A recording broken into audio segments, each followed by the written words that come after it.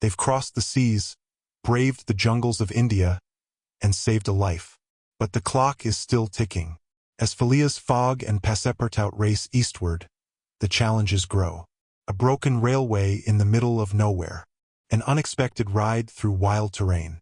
And all the while, Detective Fix stays close, convinced that Fogg is not a gentleman, but a thief. In this leg of the journey, loyalty will be tested, and minutes could mean failure. The wager hangs by a thread. The adventure continues. Chapter 11. In which Phileas Fogg secures a curious means of conveyance at a fabulous price. The train had started punctually. Among the passengers were a number of officers, government officials, and opium and indigo merchants, whose business called them to the eastern coast. Passepartout rode in the same carriage with his master, and a third passenger occupied a seat opposite to them. This was Sir Francis Cromarty, one of Mr. Fogg's whist partners on the Mongolia, now on his way to join his corps at Benares. Sir Francis was a tall, fair man of 50, who had greatly distinguished himself in the last Sepoy revolt. He made India his home, only paying brief visits to England at rare intervals, and was almost as familiar as a native with the customs, history, and character of India and its people. But Phileas Fogg, who was not traveling, but only describing a circumference, took no pains to inquire into these subjects. He was a solid body, traversing an orbit around the terrestrial globe, according to the laws of rational mechanics. He was at this moment calculating in his mind the number of hours spent since his departure from London, and, had it been in his nature to make a useless demonstration, would have rubbed his hands for satisfaction. Sir Francis Cromarty had observed the oddity of his traveling companion, although the only opportunity he had for studying him had been while he was dealing the cards, and between two rubbers, and questioned himself whether a human heart really beat beneath this cold exterior, and whether Phileas Fogg had any sense of the beauties of nature. The Brigadier General was free to mentally confess that, of all the eccentric persons he had ever met, none was comparable to this product of the exact sciences. Phileas Fogg had not concealed from Sir Francis his design of going round the world, nor the circumstances under which he set out, and the General only saw in the wager a useless eccentricity and a lack of sound common sense. In the way this strange gentleman was going on, he would leave the world without having done any good to himself or anybody else.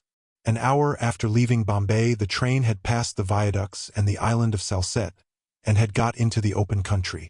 At Kalyan they reached the junction of the branch line which descends towards southeastern India by Kandala and Poona, and, passing Powell, they entered the defile of the mountains, with their basalt bases, and their summits crowned with thick and verdant forests. Phileas Fogg and Sir Francis Cromarty exchanged a few words from time to time, and now Sir Francis, reviving the conversation, observed, "Some years ago, Mr. Fogg, you would have met with a delay at this point which would probably have lost you your wager." "How so, Sir Francis?" "Because the railway stopped at the base of these mountains, which the passengers were obliged to cross in palanquins or on ponies to Kandala, on the other side." "Such a delay would not have deranged my plans in the least," said Mr. Fogg. "I have constantly foreseen the likelihood of certain obstacles." "But, Mr. Fogg," pursued Sir Francis, "you run the risk of having some difficulty about this worthy fellow's adventure at the pagoda." Passepartout, his feet comfortably wrapped in his traveling blanket, was sound asleep and did not dream that anybody was talking about him. "The government is very severe upon that kind of offense. It takes particular care that the religious customs of the Indians should be respected, and if your servant were caught—" "Very well, Sir Francis," replied Mr. Fogg. "If he had been caught he would have been condemned and punished, and then would have quietly returned to Europe. I don't see how this affair could have delayed his master." The conversation fell again. During the night the train left the mountains behind, and passed Nasik, and the next day proceeded over the flat, well-cultivated country of the Kandaish, with its straggling villages, above which rose the minarets of the pagodas.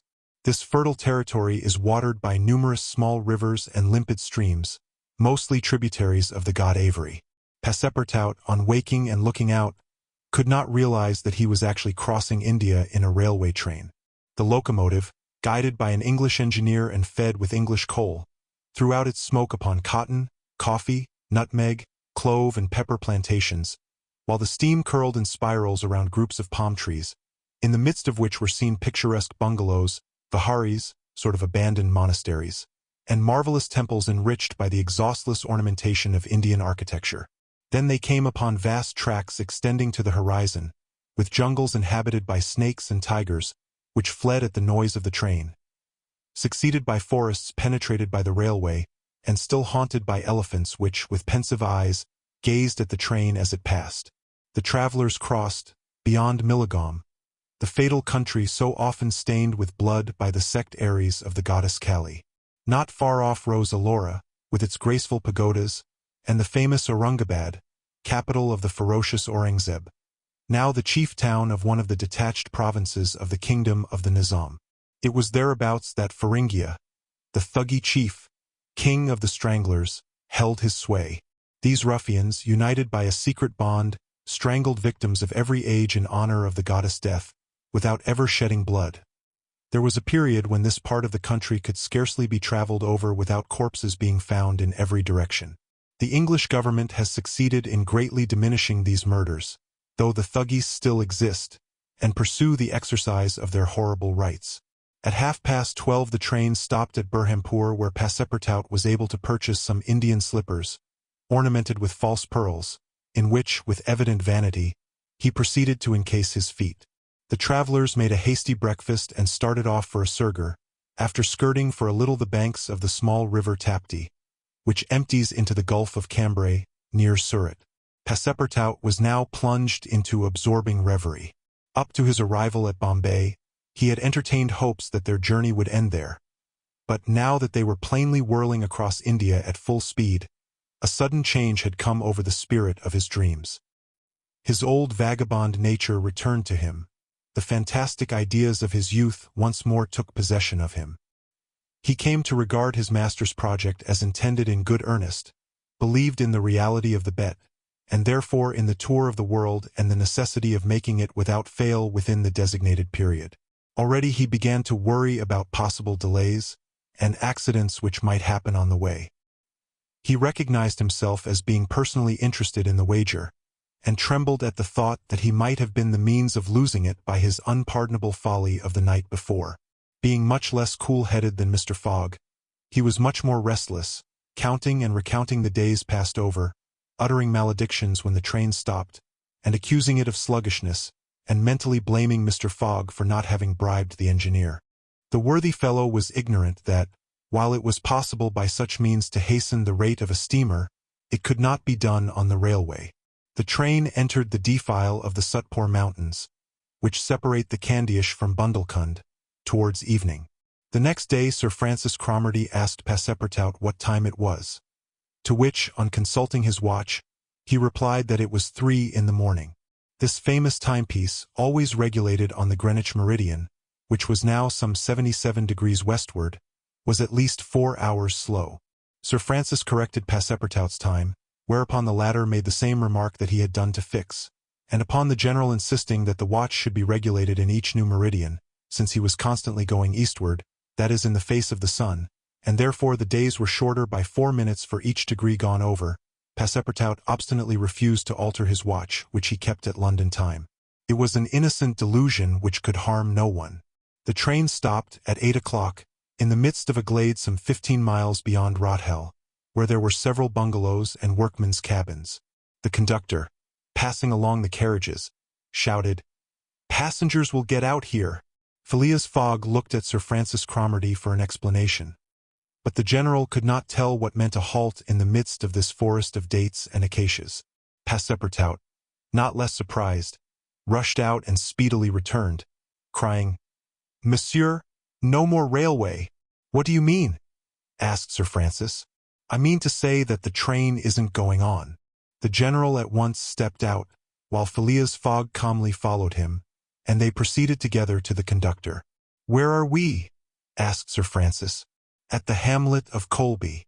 "Do we stop here?" "Certainly. The railway isn't finished." "What? Not finished?" "No.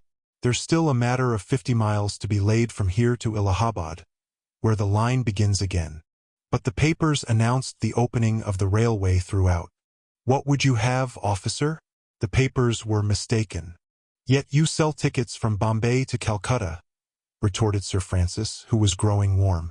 "No doubt," replied the conductor. "But the passengers know that they must provide means of transportation for themselves from Colby to Allahabad." Sir Francis was furious. Passepartout would willingly have knocked the conductor down, and did not dare to look at his master. "Sir Francis," said Mr. Fogg quietly, "we will, if you please, look about for some means of conveyance to Allahabad." "Mr. Fogg, this is a delay greatly to your disadvantage." "No, Sir Francis, it was foreseen." "What? You knew that the way—" "Not at all, but I knew that some obstacle or other would sooner or later arise on my route. Nothing, therefore, is lost. I have 2 days, which I have already gained, to sacrifice. A steamer leaves Calcutta for Hong Kong at noon, on the 25th. This is the 22nd, and we shall reach Calcutta in time." There was nothing to say to so confident a response. It was but too true that the railway came to a termination at this point. The papers were like some watches which have a way of getting too fast, and had been premature in their announcement of the completion of the line. The greater part of the travelers were aware of this interruption, and, leaving the train, they began to engage such vehicles as the village could provide: 4-wheeled pakagaris, wagons drawn by zebus, carriages that looked like perambulating pagodas, palanquins, ponies, and what not. Mr. Fogg and Sir Francis Cromarty, after searching the village from end to end, came back without having found anything. "I shall go afoot," said Phileas Fogg.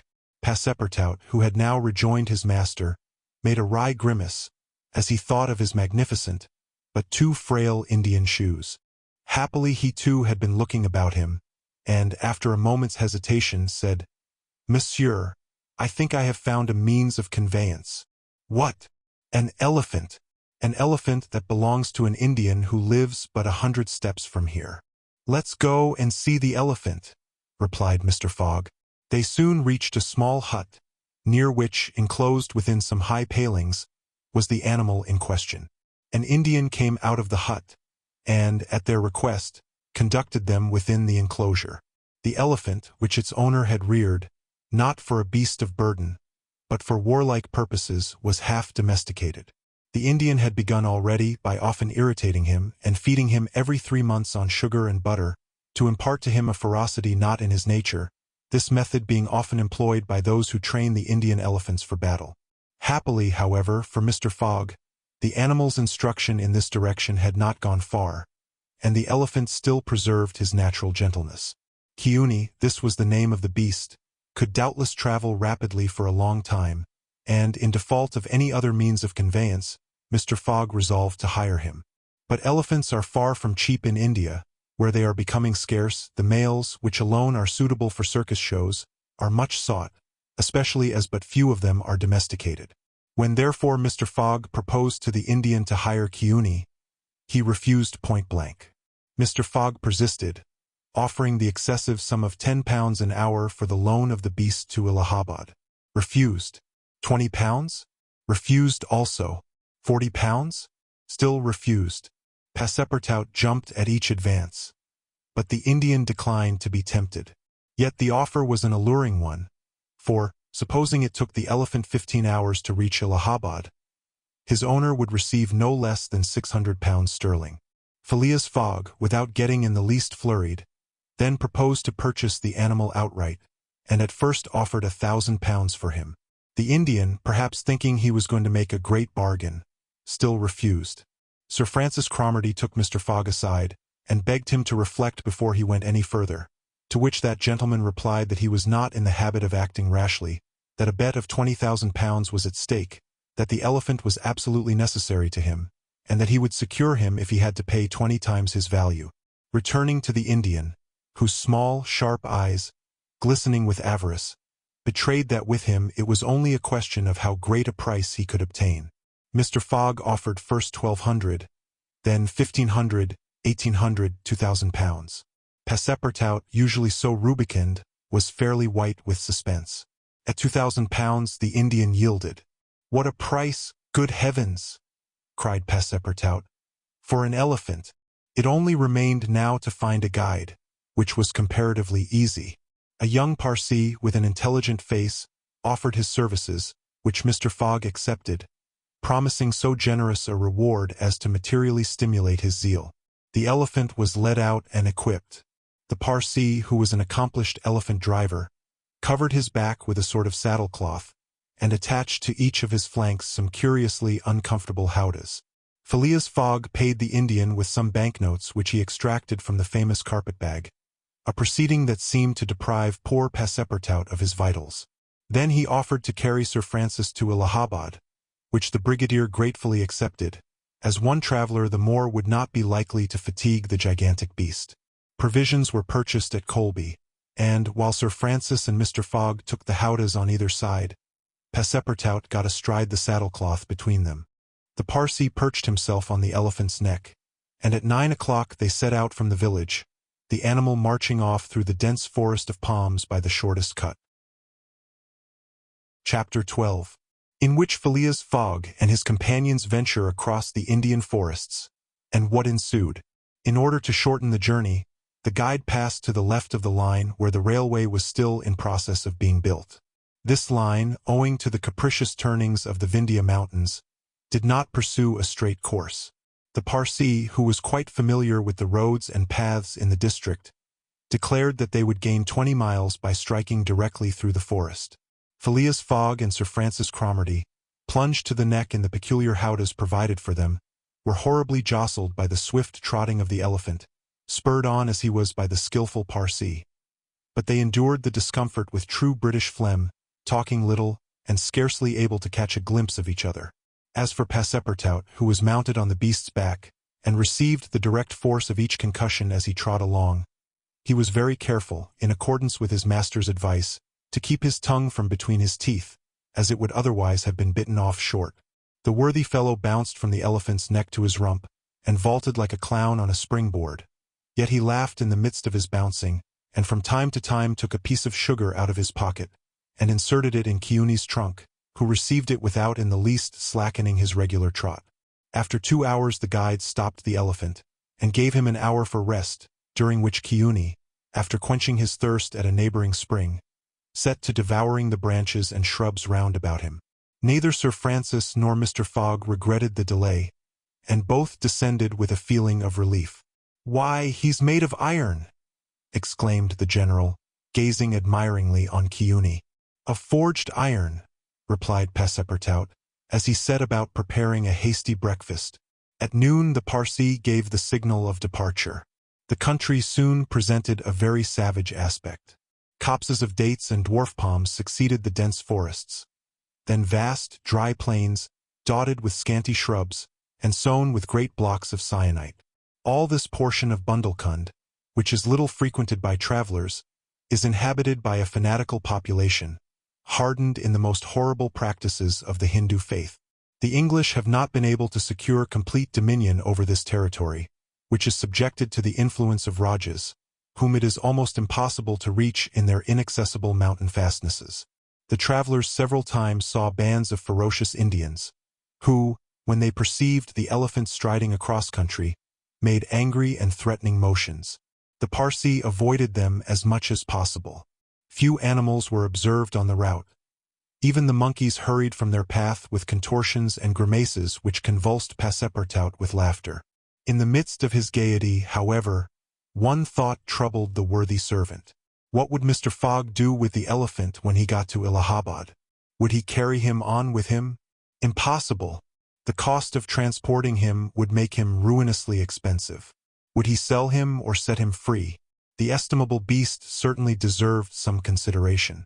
Should Mr. Fogg choose to make him, Passepartout, a present of Keawe, he would be very much embarrassed, and these thoughts did not cease worrying him for a long time. The principal chain of the Vindhyas was crossed by 8 in the evening, and another halt was made on the northern slope in a ruined bungalow. They had gone nearly 25 miles that day, and an equal distance still separated them from the station of Allahabad. The night was cold. The Parsee lit a fire in the bungalow with a few dry branches, and the warmth was very grateful. Provisions purchased at Colby sufficed for supper, and the travelers ate ravenously. The conversation, beginning with a few disconnected phrases, soon gave place to loud and steady snores. The guide watched Keawe, who slept standing, bolstering himself against the trunk of a large tree. Nothing occurred during the night to disturb the slumberers, although occasional growls from panthers and chatterings of monkeys broke the silence. The more formidable beasts made no cries or hostile demonstration against the occupants of the bungalow. Sir Francis slept heavily, like an honest soldier overcome with fatigue. Passepartout was wrapped in uneasy dreams of the bouncing of the day before. As for Mr. Fogg, he slumbered as peacefully as if he had been in his serene mansion in Savile Row. The journey was resumed at 6 in the morning. The guide hoped to reach Allahabad by evening. In that case, Mr. Fogg would only lose a part of the 48 hours saved since the beginning of the tour. Keone, resuming his rapid gait, soon descended the lower spurs of the Vindhyas, and towards noon they passed by the village of Callinger, on the Kani, one of the branches of the Ganges. The guide avoided inhabited places, thinking it safer to keep the open country, which lies along the first depressions of the basin of the great river. Allahabad was now only 12 miles to the northeast. They stopped under a clump of bananas, the fruit of which, as healthy as bread and as succulent as cream, was amply partaken of and appreciated. At 2 o'clock the guide entered a thick forest which extended several miles. He preferred to travel under cover of the woods. They had not as yet had any unpleasant encounters, and the journey seemed on the point of being successfully accomplished, when the elephant, becoming restless, suddenly stopped. It was then 4 o'clock. "What's the matter?" asked Sir Francis, putting out his head. "I don't know, officer," replied the Parsee, listening attentively to a confused murmur which came through the thick branches. The murmur soon became more distinct. It now seemed like a distant concert of human voices accompanied by brass instruments. Passepartout was all eyes and ears. Mr. Fogg patiently waited without a word. The Parsee jumped to the ground, fastened the elephant to a tree, and plunged into the thicket. He soon returned, saying, "A procession of Brahmins is coming this way. We must prevent their seeing us, if possible." The guide unloosed the elephant and led him into a thicket, at the same time asking the travelers not to stir. He held himself ready to bestride the animal at a moment's notice, should flight become necessary, but he evidently thought that the procession of the faithful would pass without perceiving them amid the thick foliage, in which they were wholly concealed. The discordant tones of the voices and instruments drew nearer, and now droning songs mingled with the sound of the tambourines and cymbals. The head of the procession soon appeared beneath the trees, 100 paces away, and the strange figures who performed the religious ceremony were easily distinguished through the branches. First came the priests, with mitres on their heads, and clothed in long lace robes. They were surrounded by men, women, and children, who sang a kind of lugubrious psalm, interrupted at regular intervals by the tambourines and cymbals, while behind them was drawn a car with large wheels, the spokes of which represented serpents entwined with each other. Upon the car, which was drawn by 4 richly caparisoned zebus, stood a hideous statue with 4 arms, the body colored a dull red, with haggard eyes, disheveled hair, protruding tongue, and lips tinted with beetle. It stood upright upon the figure of a prostrate and headless giant. Sir Francis, recognizing the statue, whispered, "The goddess Kali, the goddess of love and death." "Of death, perhaps," muttered back Passepartout. "But of love, that ugly old hag? Never." The Parsee made a motion to keep silence. A group of old fakirs were capering and making a wild ado round the statue. These were striped with ochre and covered with cuts whence their blood issued drop by drop. Stupid fanatics, who, in the great Indian ceremonies, still throw themselves under the wheels of Juggernaut. Some Brahmins, clad in all the sumptuousness of Oriental apparel, and leading a woman who faltered at every step, followed. This woman was young, and as fair as a European. Her head and neck, shoulders, ears, arms, hands, and toes were loaded down with jewels and gems, with bracelets, earrings, and rings, while a tunic bordered with gold, and covered with a light muslin robe, betrayed the outline of her form. The guards who followed the young woman presented a violent contrast to her, armed as they were with naked sabers hung at their waists, and long damascened pistols, and bearing a corpse on a palanquin. It was the body of an old man, gorgeously arrayed in the habiliments of a Raja, wearing, as in life, a turban embroidered with pearls, a robe of tissue of silk and gold, a scarf of cashmere sewed with diamonds, and the magnificent weapons of a Hindu prince.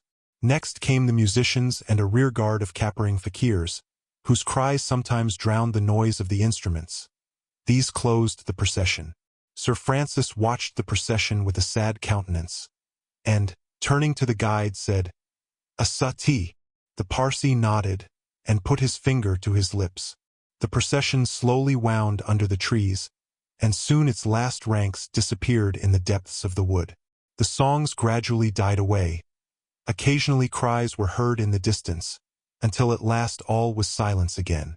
Phileas Fogg had heard what Sir Francis said, and, as soon as the procession had disappeared, asked, "What is a sati?" "A sati," returned the general, "is a human sacrifice, but a voluntary one. The woman you have just seen will be burned tomorrow at the dawn of day." "Oh, the scoundrels!" cried Passepartout, who could not repress his indignation. "And the corpse?" asked Mr. Fogg. "Is that of the prince, her husband?" said the guide.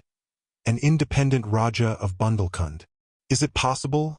resumed Phileas Fogg, his voice betraying not the least emotion, "that these barbarous customs still exist in India, and that the English have been unable to put a stop to them?" "These sacrifices do not occur in the larger portion of India," replied Sir Francis. "But we have no power over these savage territories, and especially here in Bundelkund. The whole district north of the Vindhyas is the theater of incessant murders and pillage." "The poor wretch!" exclaimed Passepartout. "To be burned alive!" "Yes," returned Sir Francis, "burned alive. And, if she were not, you cannot conceive what treatment she would be obliged to submit to from her relatives. They would shave off her hair, feed her on a scanty allowance of rice, treat her with contempt. She would be looked upon as an unclean creature, and would die in some corner like a scurvy dog. The prospect of so frightful an existence drives these poor creatures to the sacrifice much more than love or religious fanaticism. Sometimes, however, the sacrifice is really voluntary, and it requires the active interference of the government to prevent it. Several years ago, when I was living at Bombay, a young widow asked permission of the governor to be burned along with her husband's body. But, as you may imagine, he refused. The woman left the town, took refuge with an independent Rajah, and there carried out her self-devoted purpose. While Sir Francis was speaking, the guide shook his head several times, and now said, "The sacrifice which will take place tomorrow at dawn is not a voluntary one." "How do you know?" "Everybody knows about this affair in Bundelkund." "But the wretched creature did not seem to be making any resistance," observed Sir Francis. "That was because they had intoxicated her with fumes of hemp and opium." "But where are they taking her?" "To the pagoda of Palaji, 2 miles from here. She will pass the night there." "And the sacrifice will take place?" "Tomorrow at the first light of dawn." The guide now led the elephant out of the thicket, and leaped upon his neck. Just at the moment that he was about to urge Cuny forward with a peculiar whistle, Mr. Fogg stopped him, and, turning to Sir Francis Cromarty, said, "Suppose we save this woman." "Save the woman, Mr. Fogg? I have yet 12 hours to spare. I can devote them to that." "Why, you are a man of heart." "Sometimes," replied Phileas Fogg quietly, "when I have the time." Chapter 13, in which Passepartout receives a new proof that fortune favors the brave. The project was a bold one, full of difficulty, perhaps impracticable. Mr. Fogg was going to risk life, or at least liberty, and therefore the success of his tour. But he did not hesitate, and he found in Sir Francis Cromarty an enthusiastic ally. As for Passepartout, he was ready for anything that might be proposed. His master's idea charmed him. He perceived a heart, a soul, under that icy exterior. He began to love Phileas Fogg. There remained the guide. What course would he adopt? Would he not take part with the Indians? In default of his assistance, it was necessary to be assured of his neutrality. Sir Francis frankly put the question to him. "Officers," replied the guide, "I am a Parsee, and this woman is a Parsee. Command me as you will." "Excellent," said Mr. Fogg. "However," resumed the guide, "it is certain, Not only that we shall risk our lives, but horrible tortures if we are taken." "That is foreseen," replied Mr. Fogg. "I think we must wait till night before acting." "I think so," said the guide. The worthy Indian then gave some account of the victim, who, he said, was a celebrated beauty of the Parsee race, and the daughter of a wealthy Bombay merchant. She had received a thoroughly English education in that city, and, from her manners and intelligence, would be thought an European. Her name was Aouda. Left an orphan, she was married against her will to the old Raja of Bundelkund, and, knowing the fate that awaited her, she escaped, was retaken, and devoted by the Raja's relatives, who had an interest in her death, to the sacrifice from which it seemed she could not escape. The Parsee's narrative only confirmed Mr. Fogg and his companions in their generous design. It was decided that the guide should direct the elephant towards the pagoda of Palaji, which he accordingly approached as quickly as possible. They halted half an hour afterwards in a copse, some 500 feet from the pagoda, where they were well concealed, but they could hear the groans and cries of the fakirs distinctly. They then discussed the means of getting at the victim. The guide was familiar with the pagoda of Palaji, in which, as he declared, the young woman was imprisoned. Could they enter any of its doors while the whole party of Indians was plunged in a drunken sleep? Or was it safer to attempt to make a hole in the walls? This could only be determined at the moment and the place themselves. But it was certain that the abduction must be made that night, and not when, at break of day, the victim was led to her funeral pyre. Then no human intervention could save her. As soon as night fell, about 6 o'clock, they decided to make a reconnaissance around the pagoda. The cries of the fakirs were just ceasing. The Indians were in the act of plunging themselves into the drunkenness caused by liquid opium mingled with hemp, and it might be possible to slip between them to the temple itself. The Parsee, leading the others, noiselessly crept through the wood, and in 10 minutes they found themselves on the banks of a small stream, whence, by the light of the rosin torches, they perceived a pyre of wood, on the top of which lay the embalmed body of the Raja, which was to be burned with his wife. The pagoda, whose minarets loomed above the trees in the deepening dusk, stood 100 steps away. "Come," whispered the guide. He slipped more cautiously than ever through the brush, followed by his companions. The silence around was only broken by the low murmuring of the wind among the branches. Soon the Parsee stopped on the borders of the glade, which was lit up by the torches. The ground was covered by groups of the Indians, motionless in their drunken sleep. It seemed a battlefield strewn with the dead. Men, women, and children lay together. In the background, among the trees, the pagoda of Palaji loomed distinctly. Much to the guide's disappointment, the guards of the Raja, lighted by torches, were watching at the doors and marching to and fro with naked sabers. Probably the priests, too, were watching within. The Parsee, now convinced that it was impossible to force an entrance to the temple, advanced no farther, but led his companions back again. Phileas Fogg and Sir Francis Cromarty also saw that nothing could be attempted in that direction. They stopped and engaged in a whispered colloquy. "It is only 8 now," said the brigadier, "and these guards may also go to sleep." "It is not impossible," returned the Parsee. They lay down at the foot of a tree and waited. The time seemed long. The guide ever and anon left them to take an observation on the edge of the wood, but the guards watched steadily by the glare of the torches, and a dim light crept through the windows of the pagoda. They waited till midnight, but no change took place among the guards, and it became apparent that their yielding to sleep could not be counted on. The other plan must be carried out. An opening in the walls of the pagoda must be made. It remained to ascertain whether the priests were watching by the side of their victim as assiduously as were the soldiers at the door. After a last consultation, the guide announced that he was ready for the attempt, and advanced, followed by the others. They took a roundabout way so as to get at the pagoda on the rear. They reached the walls about 12:30 without having met anyone. Here there was no guard, nor were there either windows or doors. The night was dark. The moon, on the wane, scarcely left the horizon, and was covered with heavy clouds. The height of the trees deepened the darkness. It was not enough to reach the walls. An opening in them must be accomplished, and to attain this purpose the party only had their pocket-knives. Happily the temple walls were built of brick and wood, which could be penetrated with little difficulty. After one brick had been taken out, the rest would yield easily. They set noiselessly to work, and the Parsi on one side and Passepartout on the other began to loosen the bricks so as to make an aperture 2 feet wide. They were getting on rapidly, when suddenly a cry was heard in the interior of the temple, followed almost instantly by other cries replying from the outside.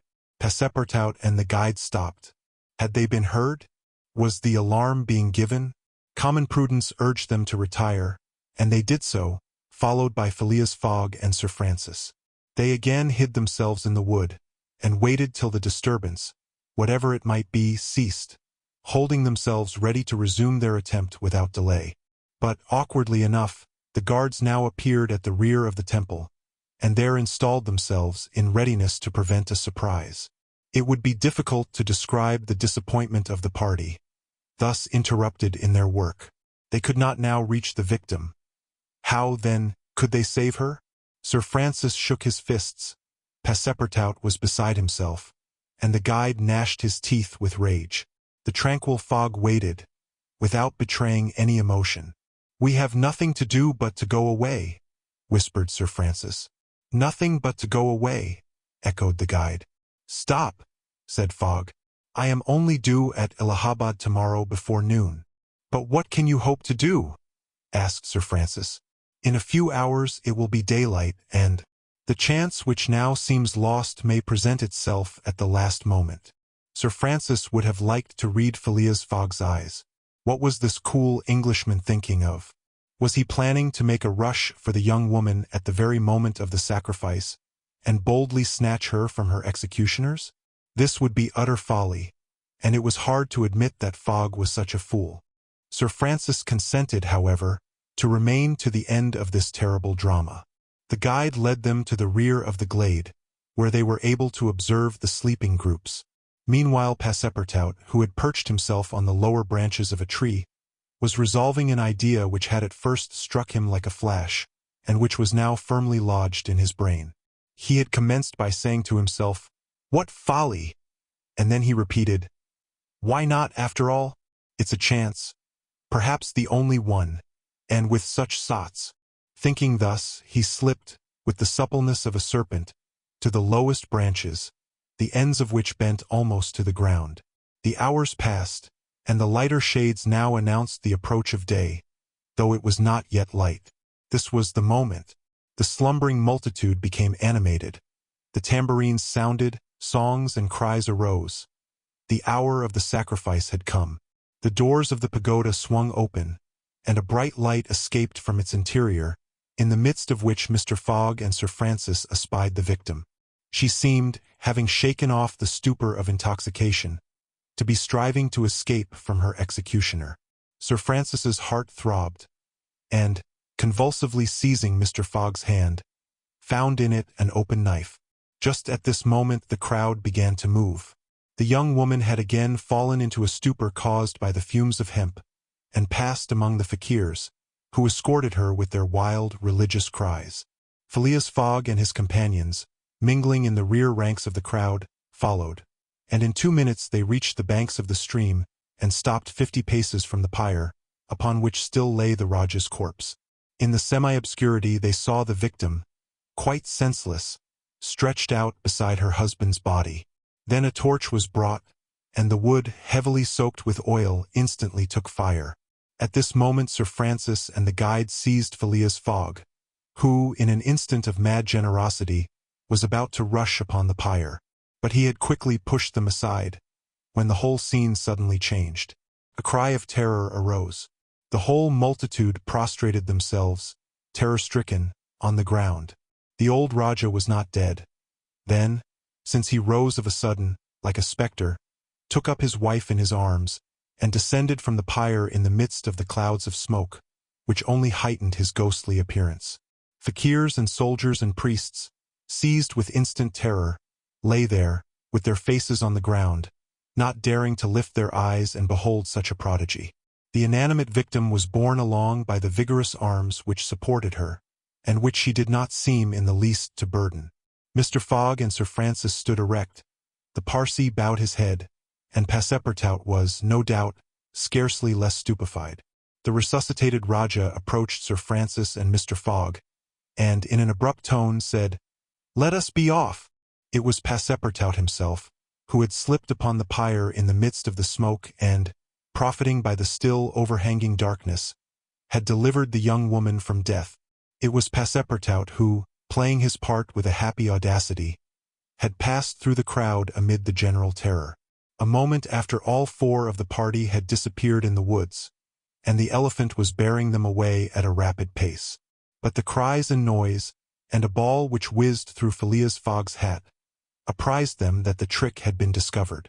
The old Raja's body, indeed, now appeared upon the burning pyre, and the priests, recovered from their terror, perceived that an abduction had taken place.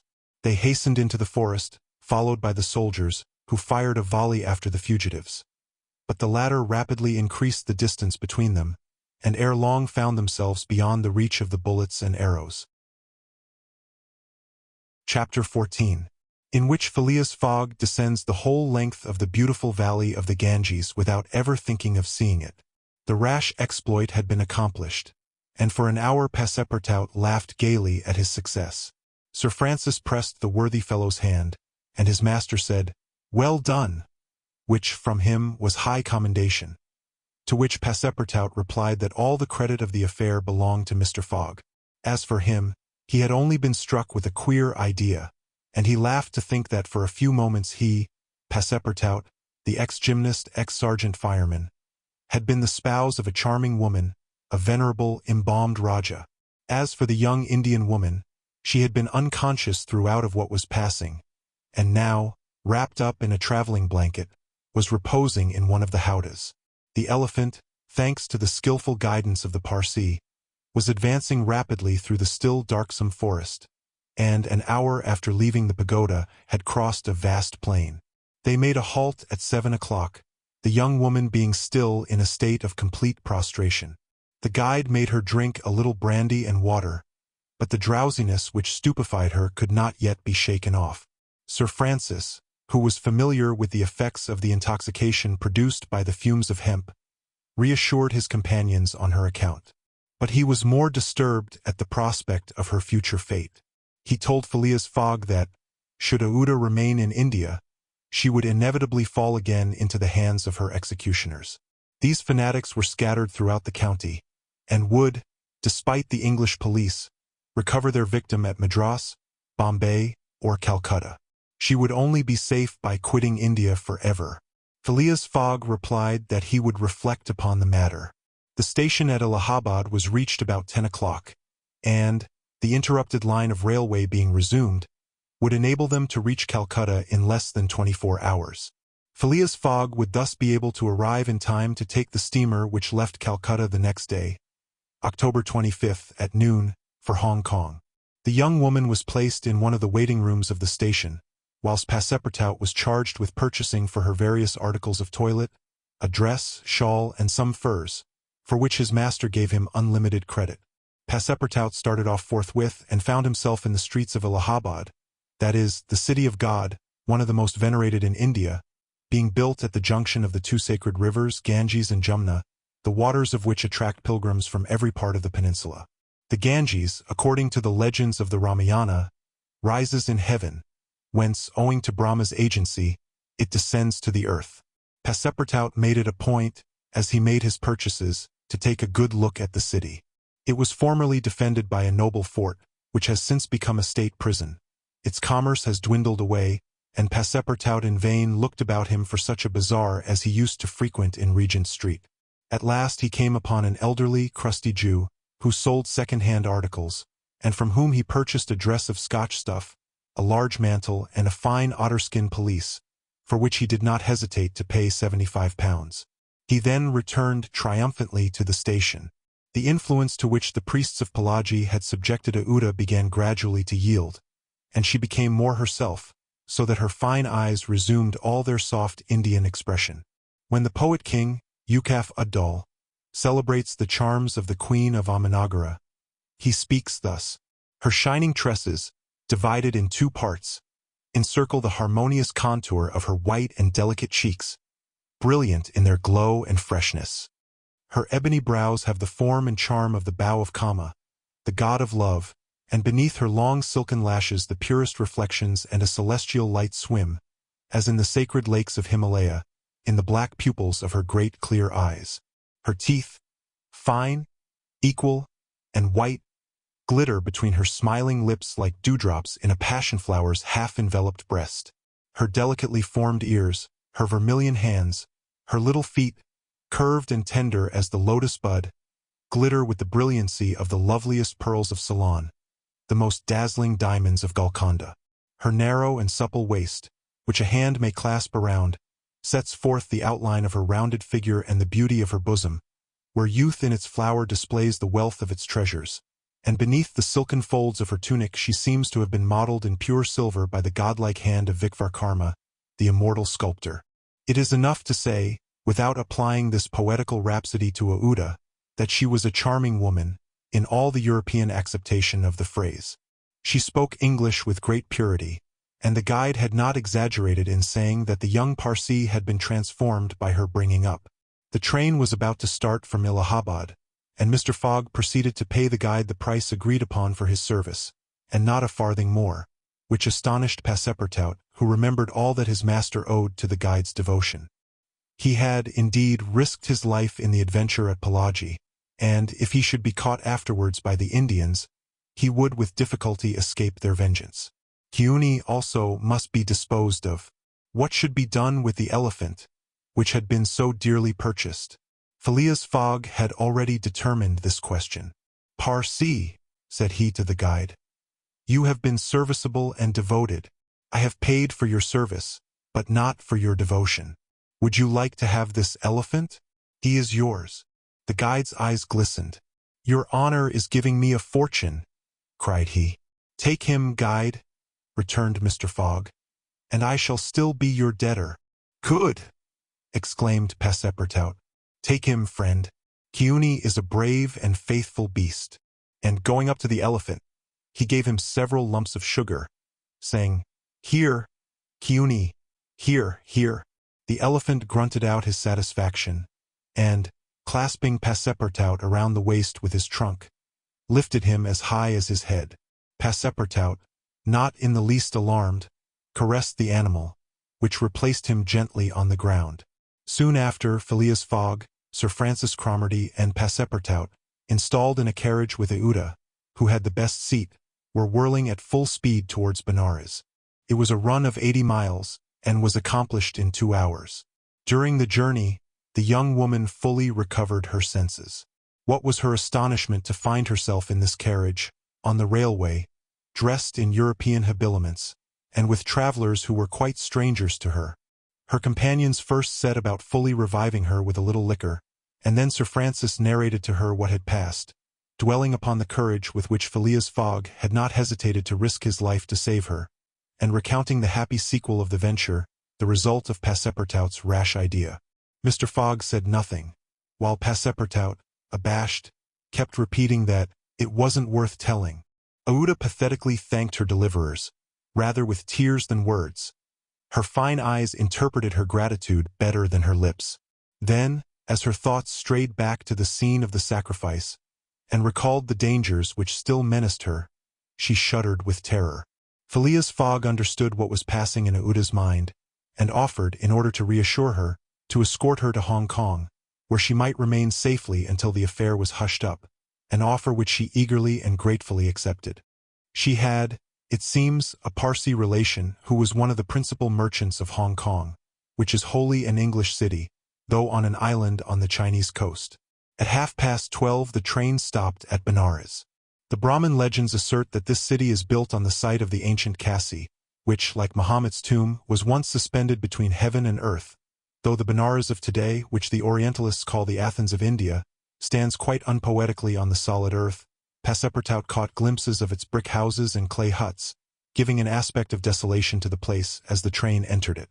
Benares was Sir Francis Cromarty's destination, the troops he was rejoining being encamped some miles northward of the city. He bade adieu to Phileas Fogg, wishing him all success, and expressing the hope that he would come that way again in a less original but more profitable fashion. Mr. Fogg lightly pressed him by the hand. The parting of Aouda, who did not forget what she owed to Sir Francis, betrayed more warmth. And, as for Passepartout, he received a hearty shake of the hand from the gallant general. The railway, on leaving Benares, passed for a while along the valley of the Ganges. Through the windows of their carriage the travelers had glimpses of the diversified landscape of Behar, with its mountains clothed in verdure, its fields of barley, wheat, and corn, its jungles peopled with green alligators, its neat villages, and its still thickly leaved forests.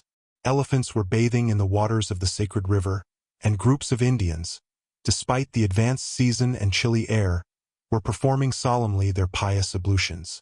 These were fervent Brahmins, the bitterest foes of Buddhism, their deities being Vishnu, the solar god, Shiva, the divine impersonation of natural forces, and Brahma, the supreme ruler of priests and legislators.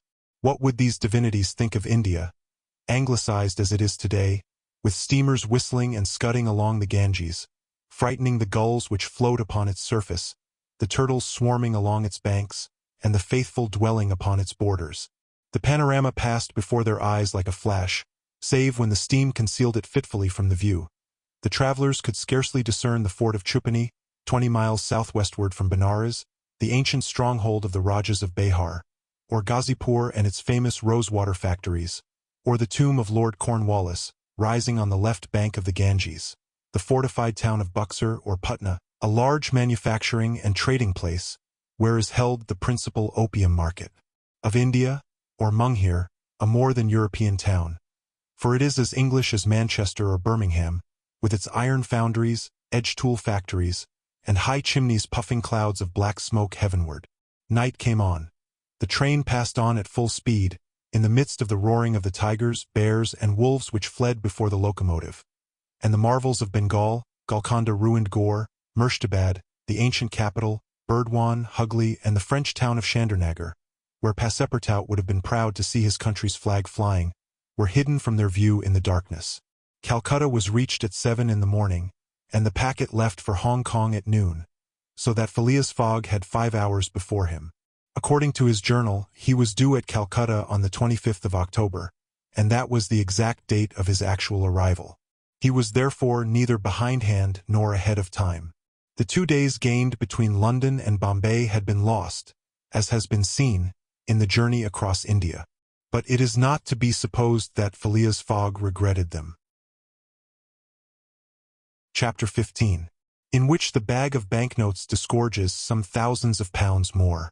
The train entered the station, and Passepartout, jumping out first, was followed by Mr. Fogg, who assisted his fair companion to descend. Phileas Fogg intended to proceed at once to the Hong Kong steamer, in order to get Aouda comfortably settled for the voyage. He was unwilling to leave her while they were still on dangerous ground. Just as he was leaving the station, a policeman came up to him and said, "Mr. Phileas Fogg? I am he. Is this man your servant?" added the policeman, pointing to Passepartout. "Yes. Be so good, both of you, as to follow me." Mr. Fogg betrayed no surprise whatever. The policeman was a representative of the law, and law is sacred to an Englishman.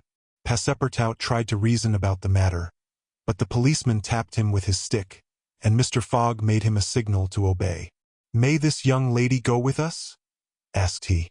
"She may," replied the policeman. Mr. Fogg, Aouda, and Passepartout were conducted to a pakagari, a sort of four-wheeled carriage, drawn by 2 horses, in which they took their places and were driven away. No one spoke during the 20 minutes which elapsed before they reached their destination. They first passed through the Black Town, with its narrow streets, its miserable, dirty huts, and squalid population, then through the European town, which presented a relief in its bright brick mansions, shaded by coconut trees and bristling with masts, where, although it was early morning, elegantly dressed horsemen and handsome equipages were passing back and forth. The carriage stopped before a modest-looking house, which, however, did not have the appearance of a private mansion. The policeman, having requested his prisoners, for so, truly, they might be called, to descend, conducted them into a room with barred windows and said, "You will appear before Judge Obadiah at 8:30. He then retired and closed the door. "Why, we are prisoners!" exclaimed Passepartout, falling into a chair. Aouda, with an emotion she tried to conceal, said to Mr. Fogg, "Sir, you must leave me to my fate. It is on my account that you receive this treatment. It is for having saved me." Phileas Fogg contented himself with saying that it was impossible. It was quite unlikely that he should be arrested for preventing a suttee. The complainants would not dare present themselves with such a charge. There was some mistake. Moreover, he would not, in any event, abandon Aouda, but would escort her to Hong Kong. "But the steamer leaves at noon," observed Passepartout nervously. "We shall be on board by noon," replied his master placidly. It was said so positively that Passepartout could not help muttering to himself, "Parbleu, that's certain. Before noon we shall be on board." But he was by no means reassured. At 8:30 the door opened, the policeman appeared, and, requesting them to follow him, led the way to an adjoining hall. It was evidently a courtroom, and a crowd of Europeans and natives already occupied the rear of the apartment. Mr. Fogg and his two companions took their places on a bench opposite the desks of the magistrate and his clerk. Immediately after, Judge Obadiah, a fat, round man, followed by the clerk, entered. He proceeded to take down a wig which was hanging on a nail, and put it hurriedly on his head. "The first case," said he. Then, putting his hand to his head, he exclaimed, "Heh! This is not my wig." "No, your worship," returned the clerk. "It is mine. My dear Mr. Oysterpuff, how can a judge give a wise sentence in a clerk's wig?" The wigs were exchanged. Passepartout was getting nervous, for the hands on the face of the big clock over the judge seemed to go around with terrible rapidity. "The first case," repeated Judge Obadiah. "Phileas Fogg?" demanded Oysterpuff. "I am here," replied Mr. Fogg. "Passepartout." "Present," responded Passepartout. "Good," said the judge. "You have been looked for, prisoners, for 2 days on the trains from Bombay." "But of what are we accused?" asked Passepartout impatiently. "You are about to be informed." "I am an English subject, sir," said Mr. Fogg, "and I have the right." "Have you been ill-treated?" "Not at all." "Very well. Let the complainants come in." A door was swung open by order of the judge, and 3 Indian priests entered. "That's it," muttered Passepartout. "These are the rogues who were going to burn our young lady." The priests took their places in front of the judge, and the clerk proceeded to read in a loud voice a complaint of sacrilege against Phileas Fogg and his servant, who were accused of having violated a place held consecrated by the Brahmin religion. "You hear the charge?" asked the judge. "Yes, sir," replied Mr. Fogg, consulting his watch. "And I admit it." "You admit it?" "I admit it, and I wish to hear these priests admit, in their turn, what they were going to do at the pagoda of Palaji." The priests looked at each other. They did not seem to understand what was said. "Yes," cried Passepartout warmly. "At the pagoda of Palaji, where they were on the point of burning their victim." The judge stared with astonishment, and the priests were stupefied. "What victim?" said Judge Obadiah. "Burn whom?" "In Bombay itself." "Bombay?" cried Passepartout. "Certainly. We are not talking of the pagoda of Palaji, but of the pagoda of Malabar Hill at Bombay. And as a proof," added the clerk, "here are the desecrator's very shoes, which he left behind him." Whereupon he placed a pair of shoes on his desk. "My shoes!" cried Passepartout, in his surprise permitting this imprudent exclamation to escape him. The confusion of master and man, who had quite forgotten the affair at Bombay, for which they were now detained at Calcutta, may be imagined. Fix, the detective, had foreseen the advantage which Passepartout's escapade gave him, and, delaying his departure for 12 hours, had consulted the priests of Malabar Hill. Knowing that the English authorities dealt very severely with this kind of misdemeanor, he promised them a goodly sum in damages, and sent them forward to Calcutta by the next train.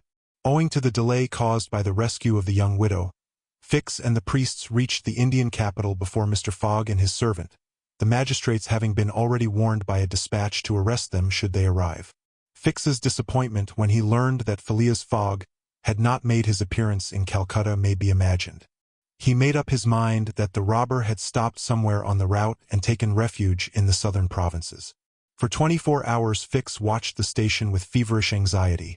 At last he was rewarded by seeing Mr. Fogg and Passepartout arrive, accompanied by a young woman, whose presence he was wholly at a loss to explain. He hastened for a policeman, and this was how the party came to be arrested and brought before Judge Obadiah. Had Passepartout been a little less preoccupied, he would have espied the detective ensconced in a corner of the courtroom, watching the proceedings with an interest easily understood, for the warrant had failed to reach him at Calcutta, as it had done at Bombay and Suez. Judge Obadiah had unfortunately caught Passepartout's rash exclamation, which the poor fellow would have given the world to recall. "The facts are admitted?" asked the judge. "Admitted," replied Mr. Fogg coldly. "Inasmuch," resumed the judge, "as the English law protects equally and sternly the religions of the Indian people, and as the man Passepartout has admitted that he violated the sacred pagoda of Malabar Hill, at Bombay, on the 20th of October, I condemn the said Passepartout to imprisonment for 15 days and a fine of £300. £300! cried Passepartout, startled at the largeness of the sum. "Silence!" shouted the constable.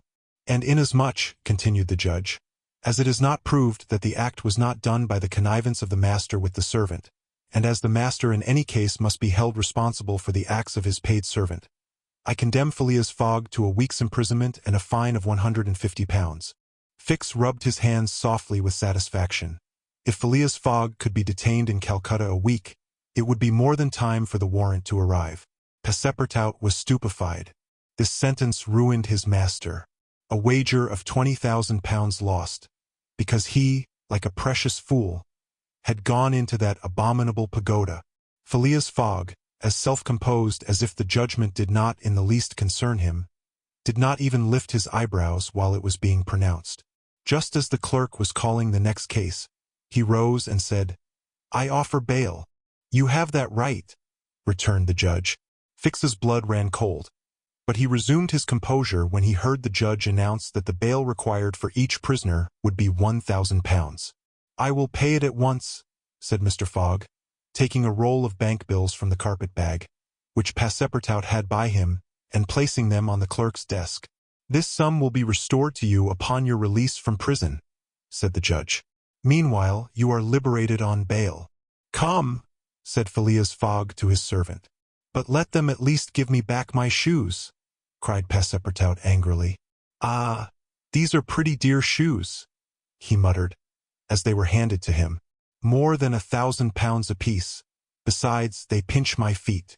Mr. Fogg, offering his arm to Aouda, then departed, followed by the crestfallen Passepartout. Fix still nourished hopes that the robber would not, after all, leave the £2,000 behind him, but would decide to serve out his week in jail, and issued forth on Mr. Fogg's traces.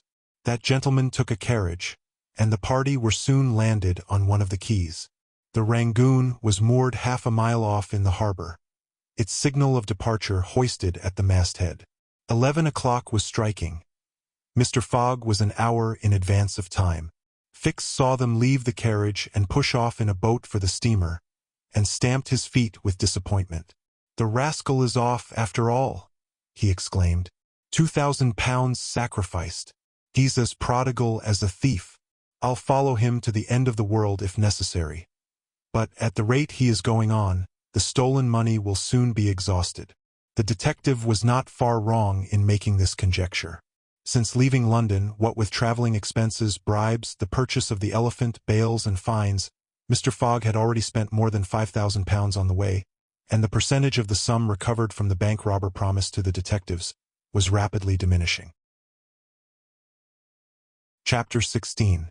In which Fix does not seem to understand in the least what is said to him.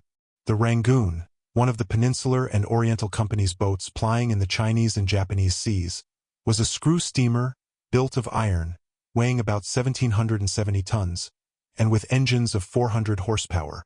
She was as fast, but not as well fitted up as the Mongolia, and Aouda was not as comfortably provided for on board of her as Phileas Fogg could have wished. However, the trip from Calcutta to Hong Kong only comprised some 3,500 miles, occupying from 10 to 12 days, and the young woman was not difficult to please. During the first days of the journey, Aouda became better acquainted with her protector, and constantly gave evidence of her deep gratitude for what he had done. The phlegmatic gentleman listened to her, apparently at least, with coldness, neither his voice nor his manner betraying the slightest emotion. But he seemed to be always on the watch that nothing should be wanting to Aouda's comfort. He visited her regularly each day at certain hours, not so much to talk himself, as to sit and hear her talk. He treated her with the strictest politeness, but with the precision of an automaton, the movements of which had been arranged for this purpose. Aouda did not quite know what to make of him, though Passepartout had given her some hints of his master's eccentricity, and made her smile by telling her of the wager which was sending him round the world. After all, she owed Phileas Fogg her life, and she always regarded him through the exalting medium of her gratitude. Aouda confirmed the Parsi guide's narrative of her touching history. She did, indeed, belong to the highest of the native races of India. Many of the Parsi merchants have made great fortunes there by dealing in cotton, and one of them, Sir Jamitsi Jijiboy, was made a baronet by the English government. Aouda was a relative of this great man, and it was his cousin, Gigi, whom she hoped to join at Hong Kong. Whether she would find a protector in him she could not tell, but Mr. Fogg essayed to calm her anxieties, and to assure her that everything would be mathematically. He used the very word, arranged.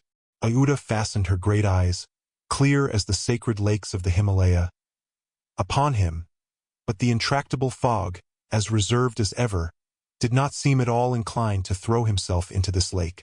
The first few days of the voyage passed prosperously, amid favorable weather and propitious winds, and they soon came in sight of the Great Andaman, the principal of the islands in the Bay of Bengal, with its picturesque Saddle Peak, 2,400 feet high, looming above the waters. The steamer passed along near the shores, but the savage Papuans, who are in the lowest scale of humanity, but are not, as has been asserted, cannibals, did not make their appearance. The panorama of the islands, as they steamed by them, was superb. Vast forests of palms, erics, bamboo, teakwood, of the gigantic mimosa, and tree-like ferns covered the foreground, while behind, the graceful outlines of the mountains were traced against the sky, and along the coast swarmed by thousands the precious swallows whose nests furnish a luxurious dish to the tables of the celestial empire. The varied landscape afforded by the Andaman Islands was soon passed, however, and the Rangoon rapidly approached the Straits of Malacca, which gave access to the China Seas. What was Detective Fix so unluckily drawn on from country to country doing all this while? He had managed to embark on the Rangoon at Calcutta without being seen by Passepartout, after leaving orders that, if the warrant should arrive, it should be forwarded to him at Hong Kong, and he hoped to conceal his presence to the end of the voyage. It would have been difficult to explain why he was on board without awakening Passepartout's suspicions, who thought him still at Bombay. But necessity impelled him, nevertheless, to renew his acquaintance with the worthy servant, as will be seen. All the detective's hopes and wishes were now centered on Hong Kong, for the steamer's stay at Singapore would be too brief to enable him to take any steps there. The arrest must be made at Hong Kong, or the robber would probably escape him forever. Hong Kong was the last English ground on which he would set foot. Beyond China, Japan, America offered to Fogg an almost certain refuge. If the warrant should at last make its appearance at Hong Kong, Fix could arrest him and give him into the hands of the local police, and there would be no further trouble. But beyond Hong Kong, a simple warrant would be of no avail. An extradition warrant would be necessary, and that would result in delays and obstacles, of which the rascal would take advantage to elude justice. Fix thought over these probabilities during the long hours which he spent in his cabin, and kept repeating to himself, "Now, either the warrant will be at Hong Kong, in which case I shall arrest my man, or it will not be there, and this time it is absolutely necessary that I should delay his departure. I have failed at Bombay, and I have failed at Calcutta. If I fail at Hong Kong, my reputation is lost. Cost what it may, I must succeed. But how shall I prevent his departure, if that should turn out to be my last resource?" Fix made up his mind that, if worst came to worst, he would make a confidant of Passepartout, and tell him what kind of a fellow his master really was. That Passepartout was not Fogg's accomplice, he was very certain. The servant, enlightened by his disclosure, and afraid of being himself implicated in the crime, would doubtless become an ally of the detective. But this method was a dangerous one, only to be employed when everything else had failed. A word from Passepartout to his master would ruin all. The detective was therefore in a sore strait. But suddenly a new idea struck him. The presence of Aouda on the Rangoon, in company with Phileas Fogg, gave him new material for reflection. Who was this woman? What combination of events had made her Fogg's traveling companion? They had evidently met somewhere between Bombay and Calcutta. But where? Had they met accidentally? Or had Fogg gone into the interior purposely in quest of this charming damsel? Fix was fairly puzzled. He asked himself whether there had not been a wicked elopement, and this idea so impressed itself upon his mind that he determined to make use of the supposed intrigue. Whether the young woman were married or not, he would be able to create such difficulties for Mr. Fogg at Hong Kong that he could not escape by paying any amount of money. But could he even wait till they reached Hong Kong? Fogg had an abominable way of jumping from one boat to another, and, before anything could be effected, might get full under way again for Yokohama. Fix decided that he must warn the English authorities and signal the Rangoon before her arrival. This was easy to do, since the steamer stopped at Singapore, whence there is a telegraphic wire to Hong Kong. He finally resolved, moreover, before acting more positively, to question Passepartout. It would not be difficult to make him talk, and, as there was no time to lose, Fix prepared to make himself known. It was now the 30th of October, and on the following day the Rangoon was due at Singapore. Fix emerged from his cabin and went on deck. Passepartout was promenading up and down in the forward part of the steamer. The detective rushed forward with every appearance of extreme surprise, and exclaimed, "You here, on the Rangoon? What, Monsieur Fix, are you on board?" returned the really astonished Passepartout, recognizing his crony of the Mongolia. "Why, I left you at Bombay, and here you are on the way to Hong Kong. Are you going round the world too?" "No, no," replied Fix. "I shall stop at Hong Kong at least for some days." "Hum," said Passepartout, who seemed for an instant perplexed. "But how is it I have not seen you on board since we left Calcutta?" "Oh, a trifle of seasickness. I've been staying in my berth. The Gulf of Bengal does not agree with me as well as the Indian Ocean." "And how is Mr. Fogg?" "As well and as punctual as ever, not a day behind time. But, Monsieur Fix, you don't know that we have a young lady with us." "A young lady?" replied the detective, not seeming to comprehend what was said.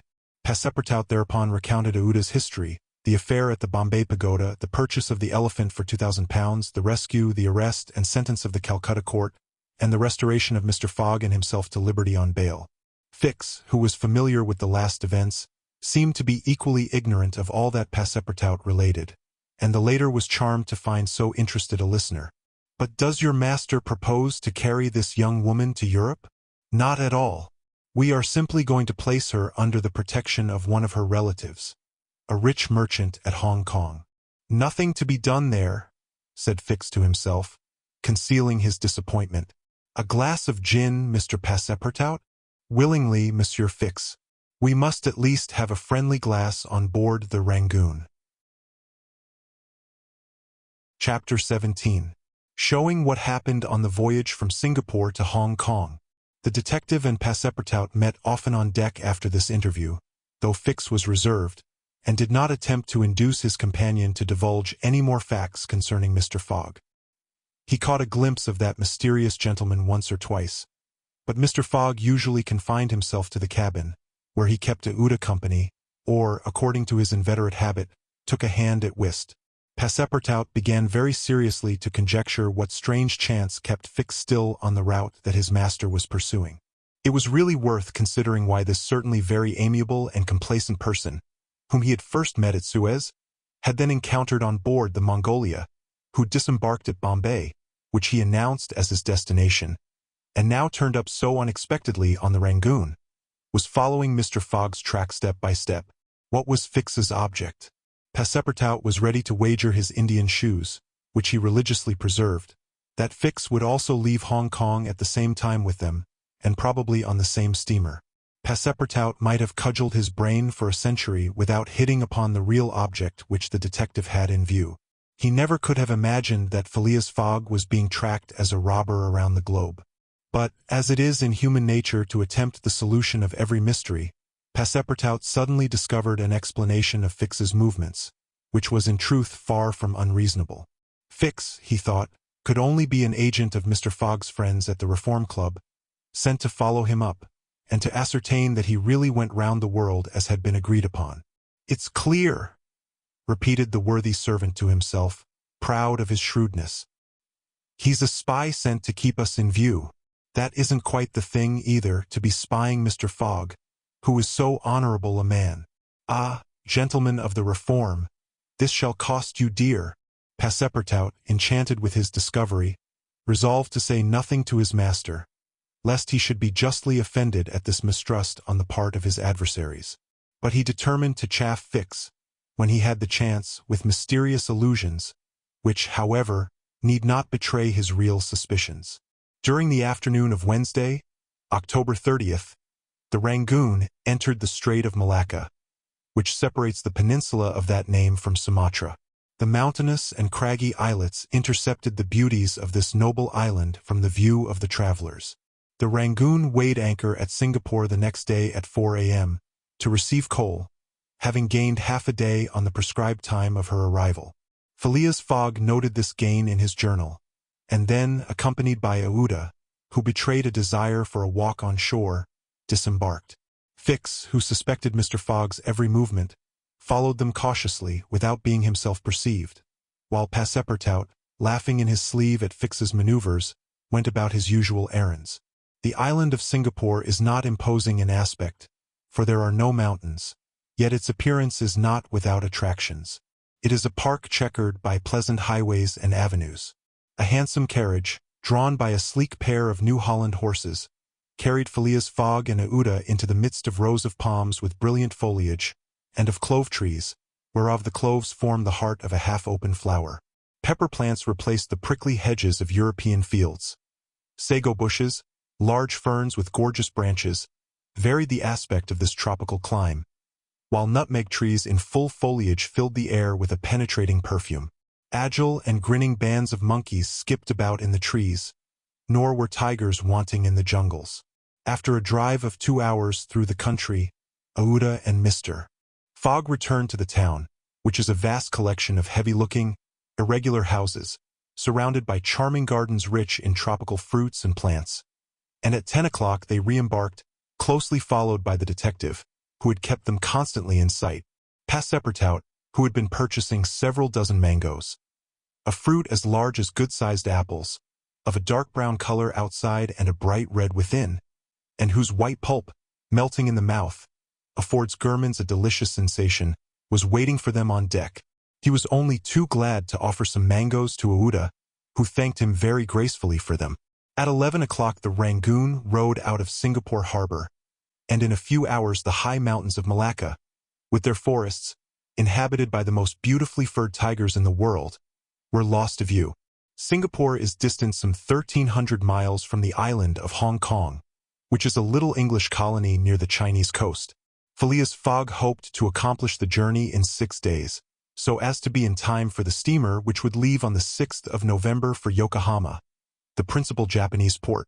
The Rangoon had a large quota of passengers, many of whom disembarked at Singapore, among them a number of Indians, Ceylonese, Chinamen, Malays, and Portuguese, mostly second-class travelers. The weather, which had hitherto been fine, changed with the last quarter of the moon. The sea rolled heavily, and the wind at intervals rose almost to a storm, but happily blew from the southwest, and thus aided the steamer's progress. The captain as often as possible put up his sails, and under the double action of steam and sail the vessel made rapid progress along the coasts of Annam and Cochin China. Owing to the defective construction of the Rangoon, however, unusual precautions became necessary in unfavorable weather, but the loss of time which resulted from this cause, while it nearly drove Passepartout out of his senses, did not seem to affect his master in the least.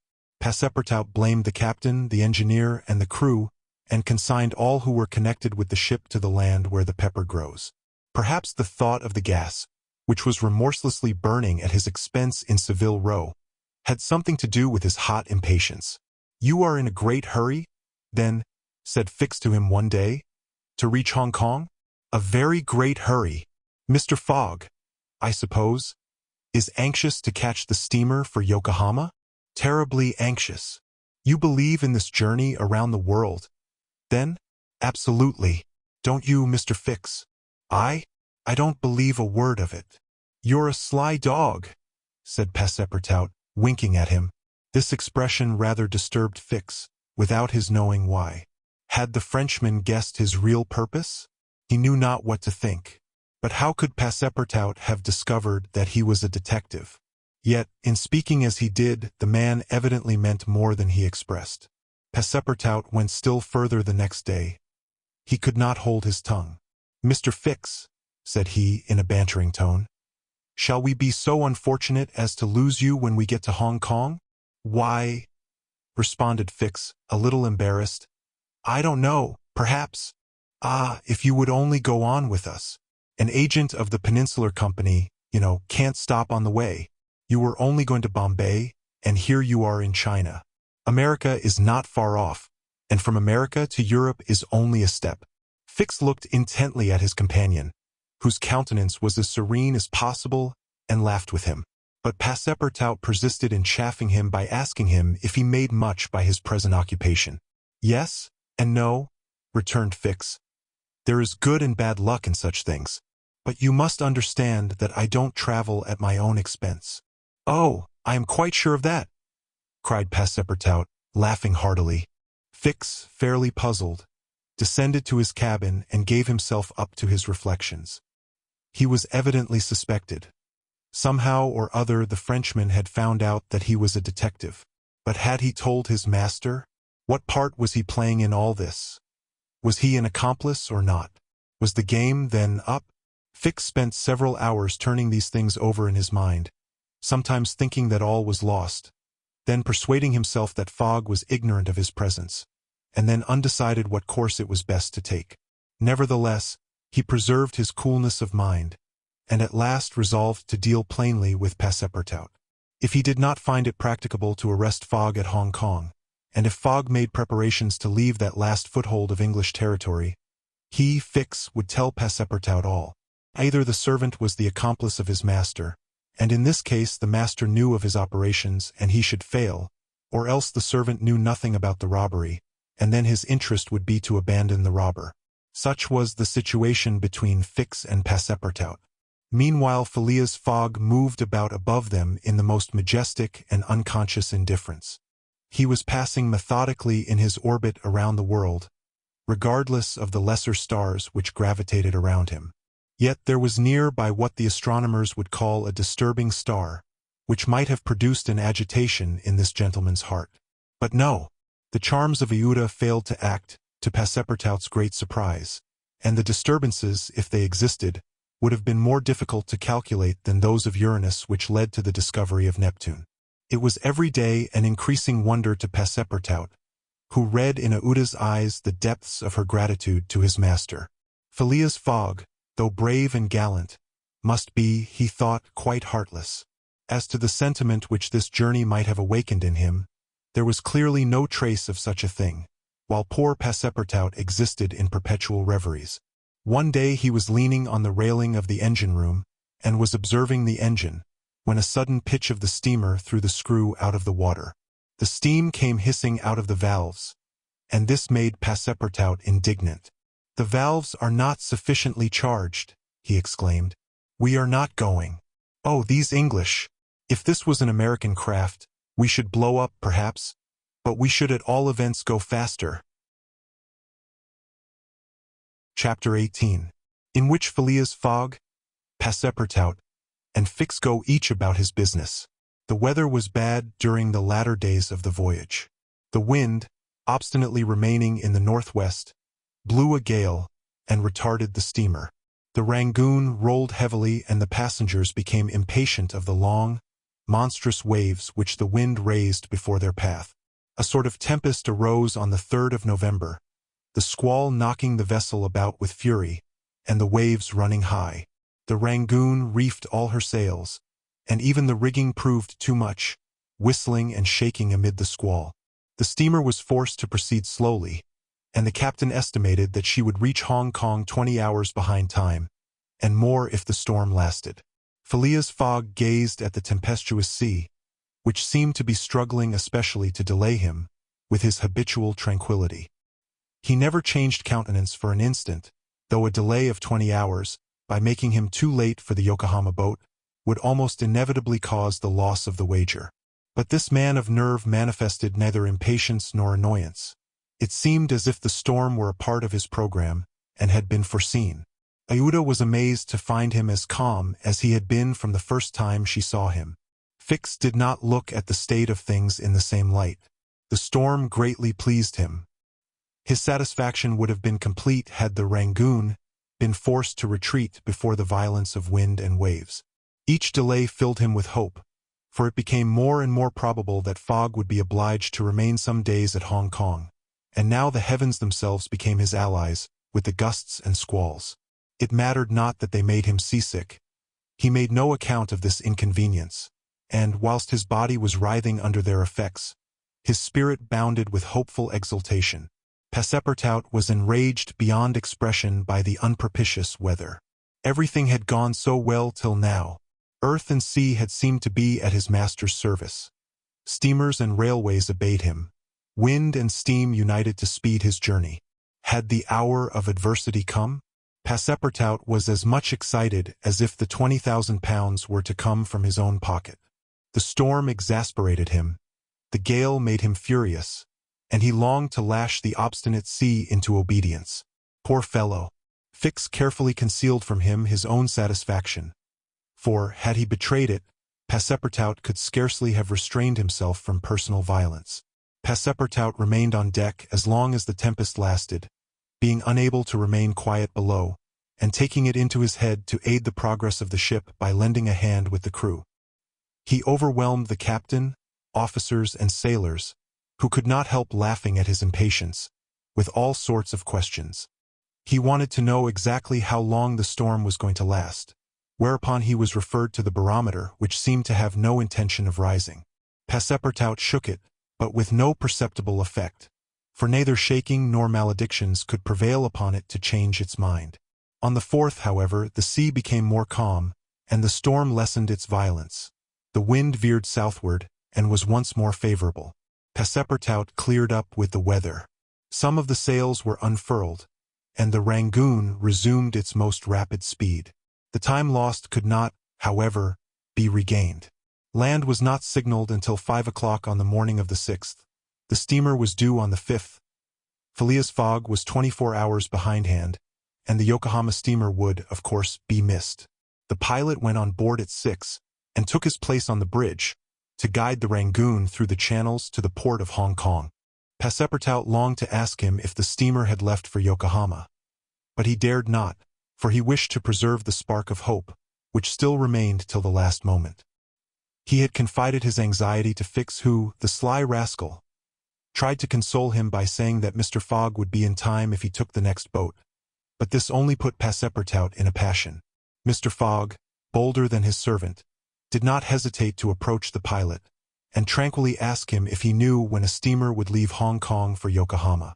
"At high tide tomorrow morning," answered the pilot. "Ah," said Mr. Fogg, without betraying any astonishment. Passepartout, who heard what passed, would willingly have embraced the pilot, while Fix would have been glad to twist his neck. "What is the steamer's name?"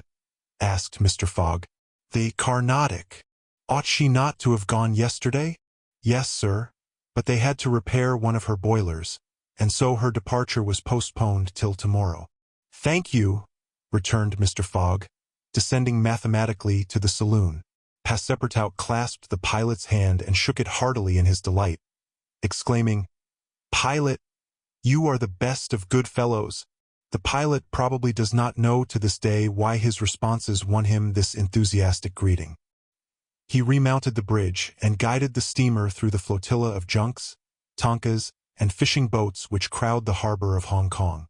At 1 o'clock the Rangoon was at the quay, and the passengers were going ashore.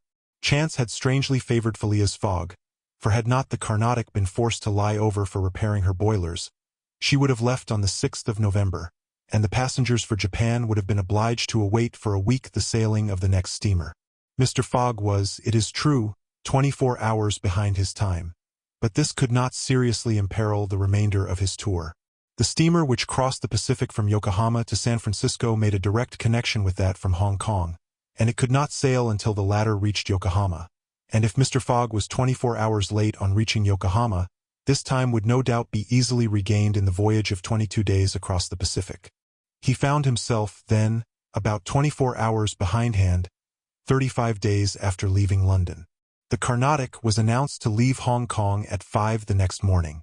Mr. Fogg had 16 hours in which to attend to his business there, which was to deposit Aouda safely with her wealthy relative. On landing, he conducted her to a palanquin, in which they repaired to the club hotel. A room was engaged for the young woman, and Mr. Fogg, after seeing that she wanted for nothing, set out in search of her cousin Gigi.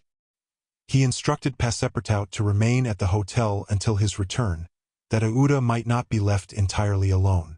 Mr. Fogg repaired to the exchange, where, he did not doubt, every one would know so wealthy and considerable a personage as the Parsee merchant. Meeting a broker, he made the inquiry, to learn that Gigi had left China 2 years before, and, retiring from business with an immense fortune, had taken up his residence in Europe, in Holland the broker thought, with the merchants of which country he had principally traded. Phileas Fogg returned to the hotel, begged a moment's conversation with Aouda, and without more ado, apprised her that Gigi was no longer at Hong Kong, but probably in Holland. Aouda at first said nothing.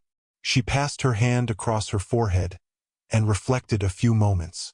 Then, in her sweet, soft voice, she said, "What ought I to do, Mr. Fogg?" "It is very simple," responded the gentleman. "Go on to Europe." "But I cannot intrude." "You do not intrude, nor do you in the least embarrass my project." "Passepartout." "Monsieur."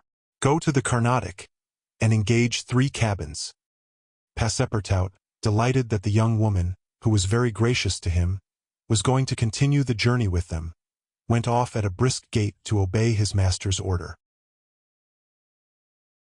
Chapter 19, in which Passepartout takes a too great interest in his master, and what comes of it. Hong Kong is an island which came into the possession of the English by the Treaty of Nanking, after the War of 1842, and the colonizing genius of the English has created upon it an important city and an excellent port. The island is situated at the mouth of the Canton River, and is separated by about 60 miles from the Portuguese town of Macau, on the opposite coast. Hong Kong has beaten Macau in the struggle for the Chinese trade, and now the greater part of the transportation of Chinese goods finds its depot at the former place. Docks, hospitals, wharves, a Gothic cathedral, a government house, macadamized streets, give to Hong Kong the appearance of a town in Kent or Surrey transferred by some strange magic to the antipodes. Passepartout wandered, with his hands in his pockets, towards the Victoria Port, gazing as he went at the curious palanquins and other modes of conveyance, and the groups of Chinese, Japanese, and Europeans who passed to and fro in the streets. Hong Kong seemed to him not unlike Bombay, Calcutta, and Singapore, since, like them, it betrayed everywhere the evidence of English supremacy. At the Victoria Port he found a confused mass of ships of all nations. English, French, American, and Dutch, men of war and trading vessels, Japanese and Chinese junks, sempas, tonkas, and flower boats, which formed so many floating parterres.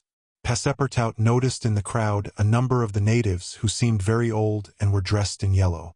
On going into a barber's to get shaved, he learned that these ancient men were all at least 80 years old, at which age they are permitted to wear yellow, which is the imperial color. Passepartout, without exactly knowing why, thought this very funny. On reaching the quay where they were to embark on the Carnatic, he was not astonished to find Fix walking up and down.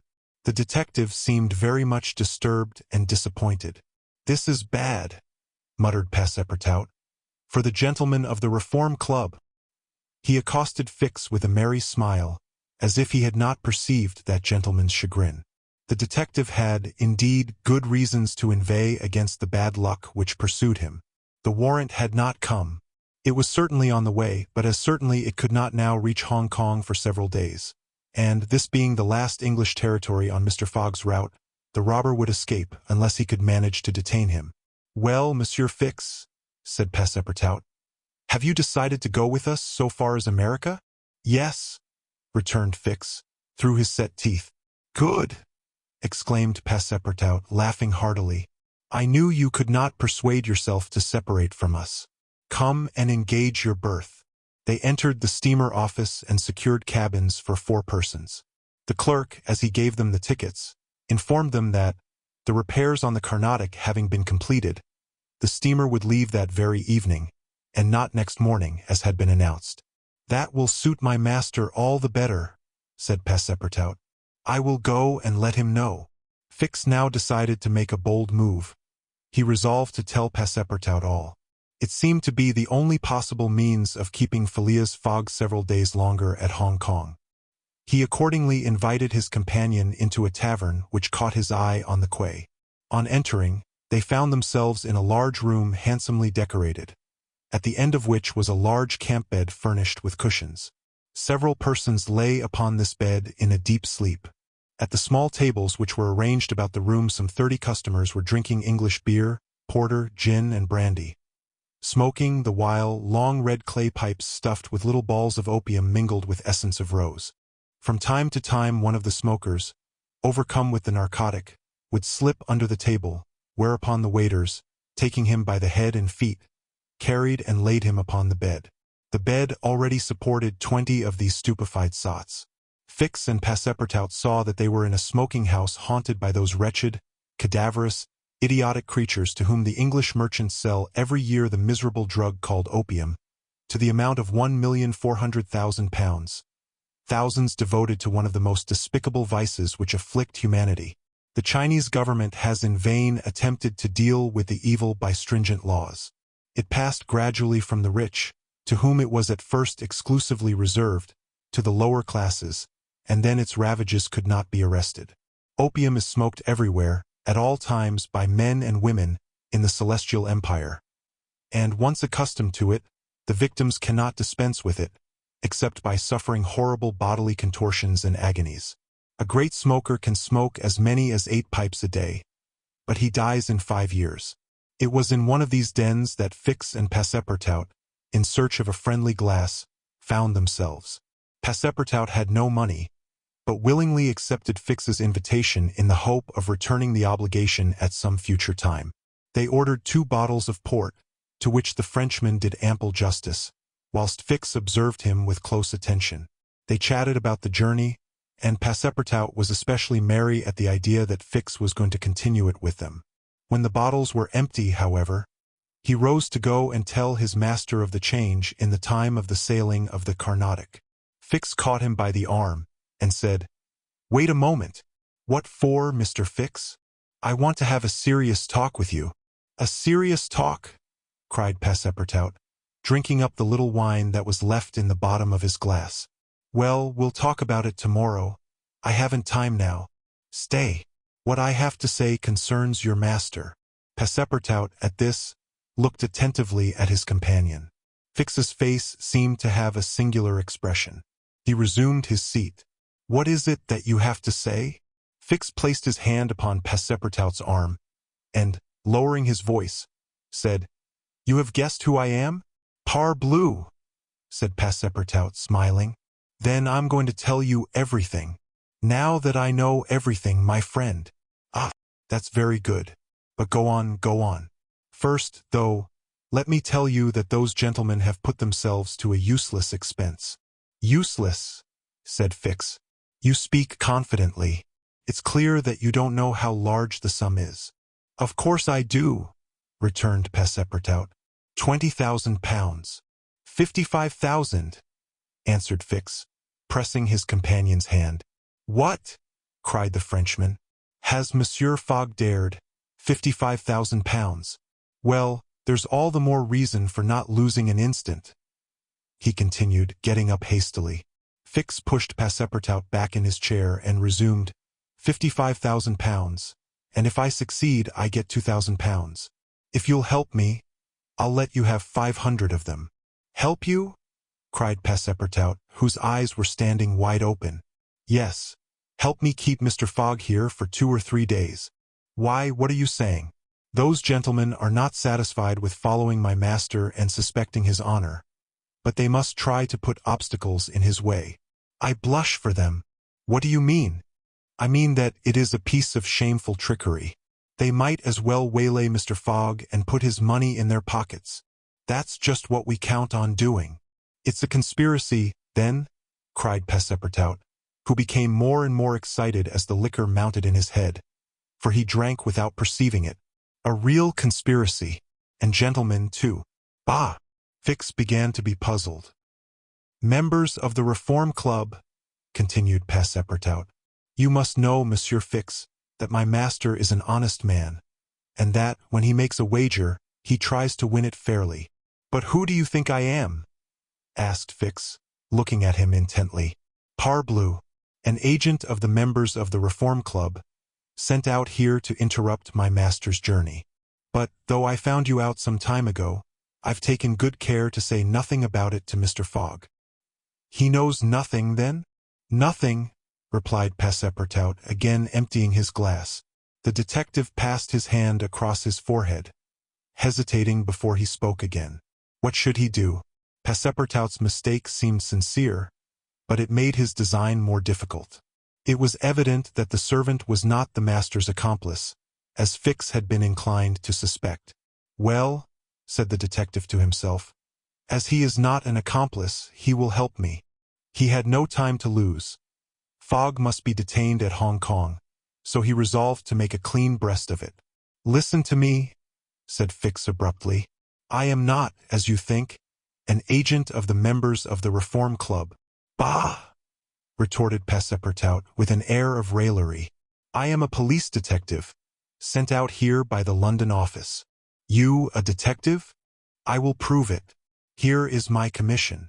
Passepartout was speechless with astonishment when Fix displayed this document, the genuineness of which could not be doubted. Mr. Fogg's wager, resumed Fix, is only a pretext of which you and the gentlemen of the Reform are dupes.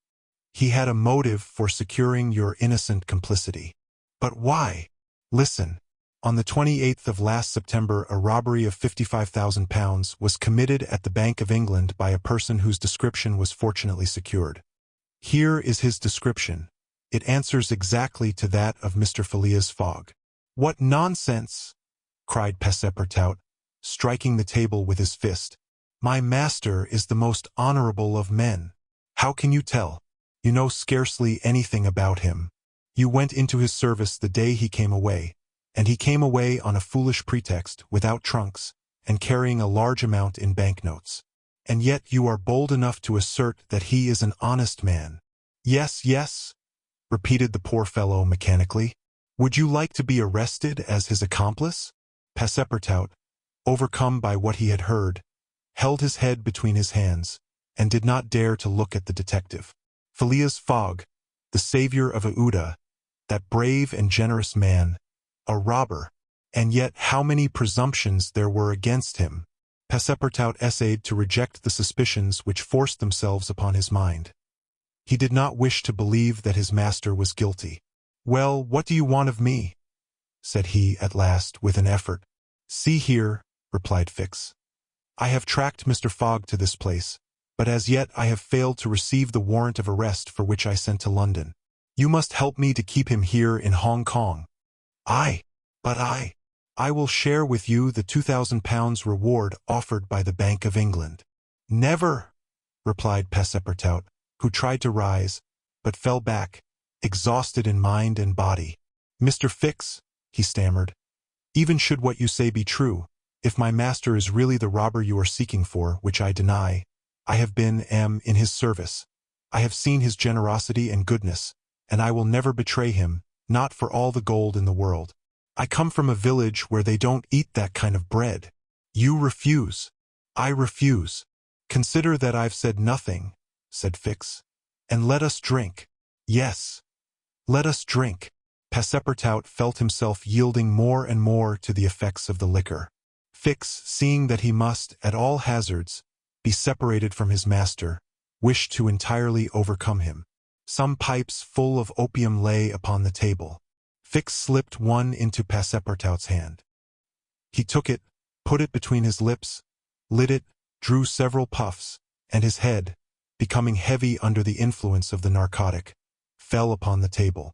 "At last," said Fix, seeing Passepartout unconscious. "Mr. Fogg will not be informed of the Carnatic's departure, and, if he is, he will have to go without this cursed Frenchman." And, after paying his bill, Fix left the tavern. Chapter 20, in which Fix comes face to face with Phileas Fogg.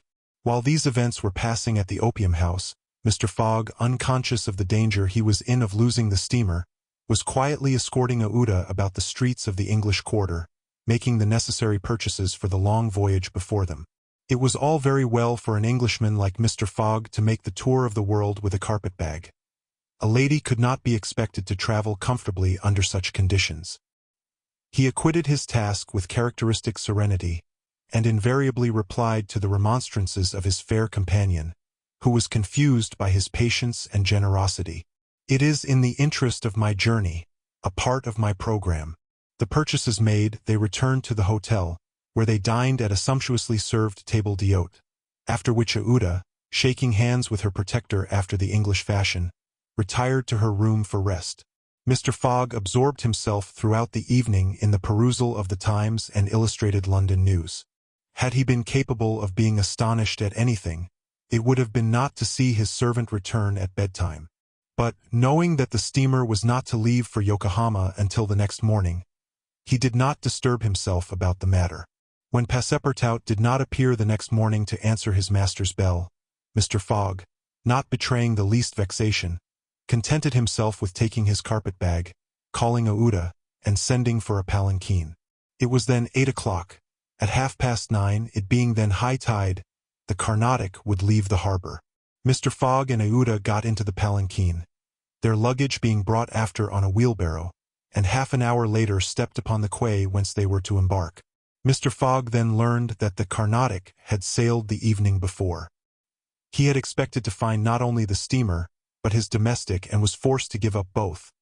But no sign of disappointment appeared on his face, and he merely remarked to Aouda, "It is an accident, madam, nothing more." At this moment a man who had been observing him attentively approached. It was Fix, who, bowing, addressed Mr. Fogg. "Were you not, like me, sir, a passenger by the Rangoon, which arrived yesterday?" "I was, sir," replied Mr. Fogg coldly. "But I have not the honor." "Pardon me. I thought I should find your servant here." "Do you know where he is, sir?" asked Aouda anxiously. "What?" responded Fix, feigning surprise. "Is he not with you?" "No," said Aouda. "He has not made his appearance since yesterday." "Could he have gone on board the Carnatic without us?" "Without you, madam?" answered the detective. "Excuse me, did you intend to sail in the Carnatic?" "Yes, sir." "So did I, madam, and I am excessively disappointed. The Carnatic, its repairs being completed, left Hong Kong 12 hours before the stated time, without any notice being given, and we must now wait a week for another steamer." As he said "a week," Fix felt his heart leap for joy. Fogg detained at Hong Kong for a week. There would be time for the warrant to arrive, and fortune at last favored the representative of the law. His horror may be imagined when he heard Mr. Fogg say in his placid voice, "But there are other vessels besides the Carnatic, it seems to me, in the harbor of Hong Kong." And, offering his arm to Aouda, he directed his steps toward the docks in search of some craft about to start. Fix, stupefied, followed. It seemed as if he were attached to Mr. Fogg by an invisible thread. Chance, however, appeared really to have abandoned the man it had hitherto served so well. For 3 hours Phileas Fogg wandered about the docks, with the determination, if necessary, to charter a vessel to carry him to Yokohama. But he could only find vessels which were loading or unloading, and which could not therefore set sail. Fix began to hope again. But Mr. Fogg, far from being discouraged, was continuing his search, resolved not to stop if he had to resort to Macao, when he was accosted by a sailor on one of the wharves. "Is your honor looking for a boat?" Have you a boat ready to sail? Yes, Your Honor. A pilot boat, number 43, the best in the harbor. Does she go fast? Between 8 and 9 knots the hour. Will you look at her? Yes. Your Honor will be satisfied with her. Is it for a sea excursion? No, for a voyage. A voyage? Yes. Will you agree to take me to Yokohama? The sailor leaned on the railing, opened his eyes wide, and said, Is Your Honor joking? No. I have missed the Carnatic, and I must get to Yokohama by the 14th at the latest, to take the boat for San Francisco. I am sorry, said the sailor, but it is impossible. I offer you £100 per day, and an additional reward of £200 if I reach Yokohama in time. Are you in earnest? Very much so. The pilot walked away a little distance, and gazed out to sea, evidently struggling between the anxiety to gain a large sum and the fear of venturing so far. Fix was in mortal suspense. Mr. Fogg turned to Ouda and asked her, You would not be afraid, would you, madam?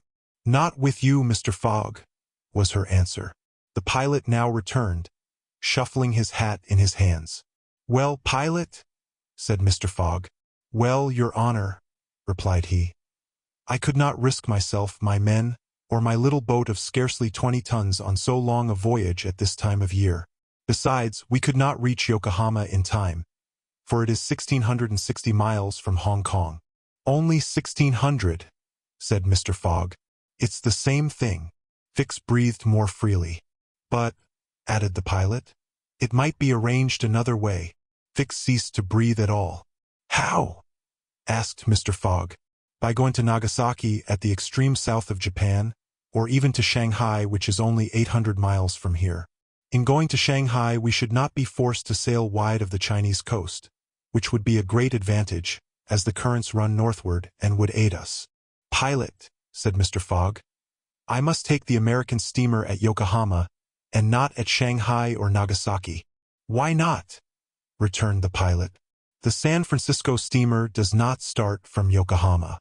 It puts in at Yokohama and Nagasaki, but it starts from Shanghai. You are sure of that? Perfectly. And when does the boat leave Shanghai? On the 11th at 7 in the evening. We have, therefore, for days before us, that is 96 hours. And in that time, if we had good luck and a southwest wind, and the sea was calm, we could make those 800 miles to Shanghai. And you could go! In an hour, as soon as provisions could be got aboard and the sails put up. It is a bargain. Are you the master of the boat? Yes. John Bunsby, master of the Tankadier. Would you like some earnest money? If it would not put your honor out. Here are £200 on account, sir, added Phileas Fogg, turning to Fix. If you would like to take advantage. Thanks, sir. I was about to ask the favor. Very well. In half an hour we shall go on board. But poor Passepartout? Urged Ouda, who was much disturbed by the servant's disappearance. I shall do all I can to find him, replied Phileas Fogg, while Fix, in a feverish, nervous state, repaired to the pilot boat. The others directed their course to the police station at Hong Kong. Phileas Fogg there gave Passepartout's description, and left a sum of money to be spent in the search for him. The same formalities having been gone through at the French consulate, and the palanquin having stopped at the hotel for the luggage, which had been sent back there, they returned to the wharf. It was now 3 o'clock, and pilot boat No.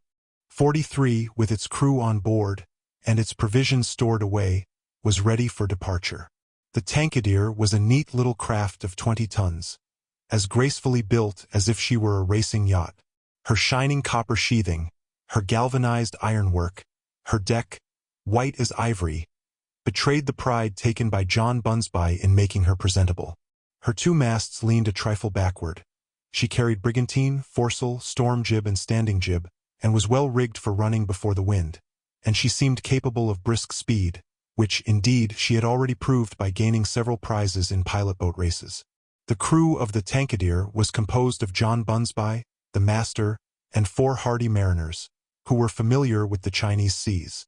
John Bunsby himself, a man of 45 or thereabouts, vigorous, sunburnt, with a sprightly expression of the eye, and energetic and self-reliant countenance would have inspired confidence in the most timid.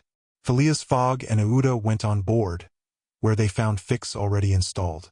Below deck was a square cabin, of which the walls bulged out in the form of cots, above a circular divan. In the center was a table provided with a swinging lamp. The accommodation was confined, but neat. "I am sorry to have nothing better to offer you," said Mr. Fogg to Fix, who bowed without responding. The detective had a feeling akin to humiliation in profiting by the kindness of Mr. Fogg. "It's certain," thought he, "though rascal as he is a polite one." The sails and the English flag were hoisted at 10 minutes past 3. Mr. Fogg and Aouda, who were seated on deck, cast a last glance at the quay, in the hope of espying Passepartout. Fix was not without his fears lest chance should direct the steps of the unfortunate servant, whom he had so badly treated, in this direction, in which case an explanation the reverse of satisfactory to the detective must have ensued. But the Frenchman did not appear, and, without doubt, was still lying under the stupefying influence of the opium. John Bunsby, master, at length gave the order to start, and the Tankadere, taking the wind under her brigantine, foresail, and standing jib, bounded briskly forward over the waves.